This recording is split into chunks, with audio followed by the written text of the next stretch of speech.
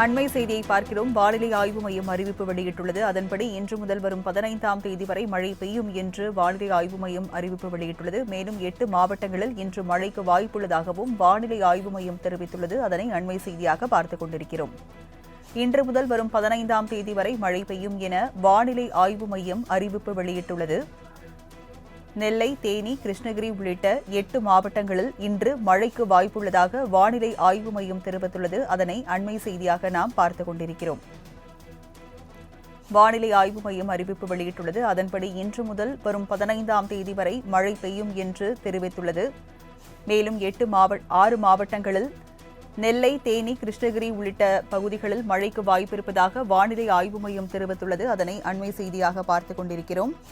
இன்று முதல் வரும் 15ஆம் தேதி வரை மழை பெய்யும் என்றும் மேலும் 6 மாவட்டங்களில் மழைக்கு வாய்ப்புள்ளதாகவும் வானிலை ஆய்வு மையம் அறிவிப்பு வெளியிட்டுள்ளது. விவரங்களை செய்தியாளர் செலினா வழங்க கேட்கலாம். செலினா, 15ஆம் தேதி வரை மழைக்கு வாய்ப்பிருப்பதாகவும் 6 மாவட்டங்களில் மழைக்கு வாய்ப்பிருப்பதாகவும் சொல்லப்படுகிறது. விவரங்கள் என்ன?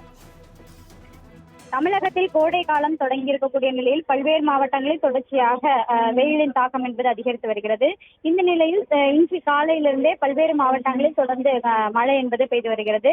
இதன் காரணமாக குறிப்பாக தென்னிந்திய பகுதிகளில் மேல் நிலவும் வளிமண்டல கீழடுக்கு சுழற்சியின் காரணமாக தமிழகத்தில் இன்று ஓரிரு இடங்களிலும் புதுவை, காரைக்கால் ஆகிய பகுதிகளிலும் குறிப்பாக பார்த்தோம் என்றால் திருநெல்வேலி, தேனி, தென்காசி, தருமபுரி, கிருஷ்ணகிரி, திருப்பத்தூர் ஆகிய மாவட்டங்களில் இன்று கனமழைக்கான வாய்ப்பிருப்பதாக சென்னை வானிலை ஆய்வு மையம் தெரிவித்திருக்கிறது.